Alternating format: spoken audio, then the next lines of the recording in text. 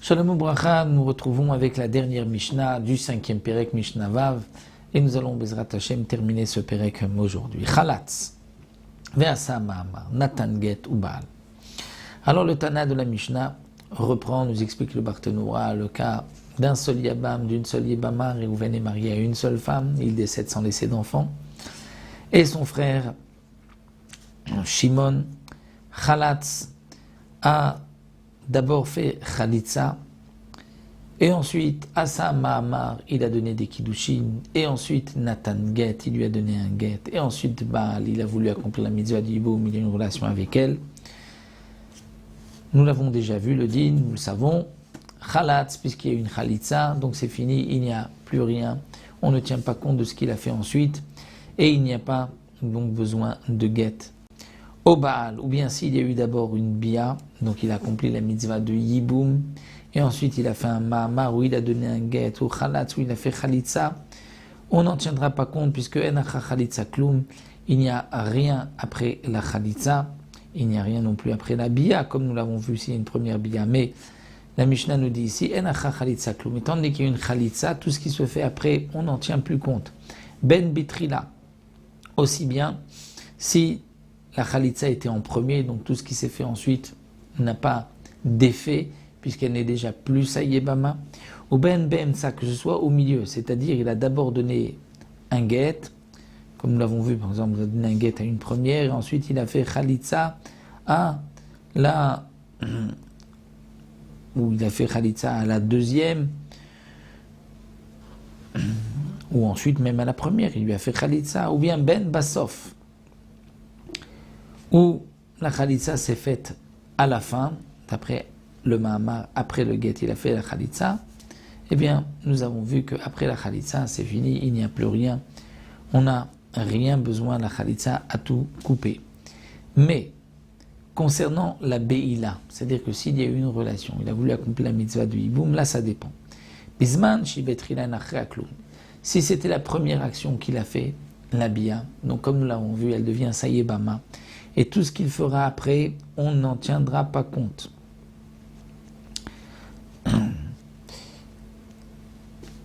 Mais ça, c'est seulement si c'était au début. Si c'est Be'emtsa ou Besof, si c'était au milieu, c'est-à-dire d'abord il a donné un Get, ensuite il y a eu une Bia,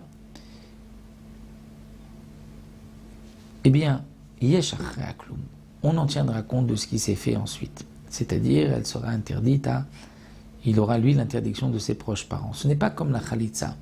C'est-à-dire que s'il y a eu la Khalitsa, même au milieu du parcours, on a d'abord fait un Ma'amar, ensuite Khalitsa, si ensuite il y a eu une Bia, cette Bia n'a pas de sens, comme nous l'avons vu, bien que la Khalitsa n'était pas en premier. Mais en faisant la Khalitsa, il a rompu les liens du Yiboum. Si ensuite c'est avec elle, elle n'est pas sa femme, il n'a pas besoin de Get, et il n'a pas besoin non plus, elle n'est pas, par cette Bia, elle n'a eu aucun lien de Yiboum.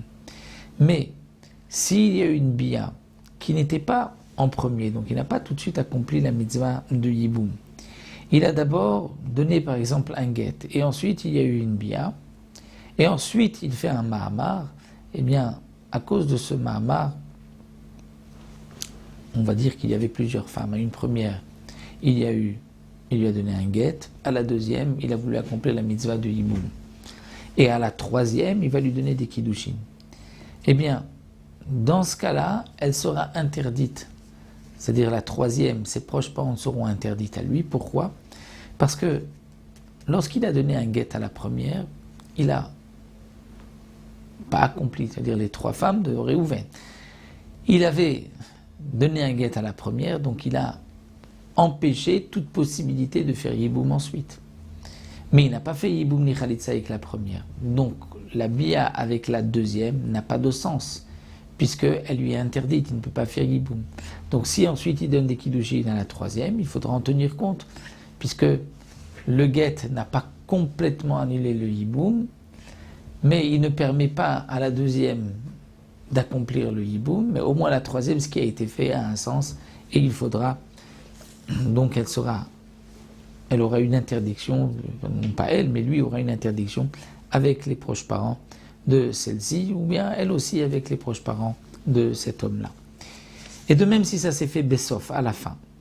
C'est-à-dire, nous explique le Barthénoura, il a donné le guet à une, le Mahamar à un autre, et ensuite il a une relation sur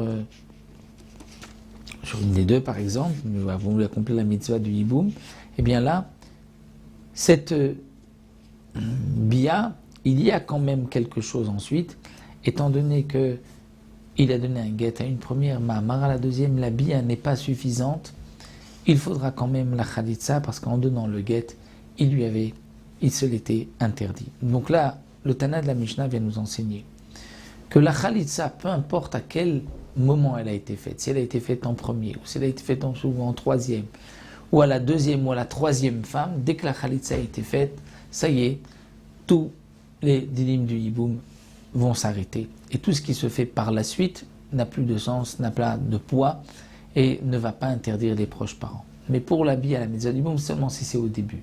Si c'est au milieu, c'est-à-dire en second plan à une deuxième femme ou à la fin une troisième femme, alors on tiendra compte de ce qui se fera par la suite, comme nous l'avons vu. Rabbi Nechemia Omer, Achat bi'ila vachat chalitza ben bitrila ben bemtza ben besof nachre aklum.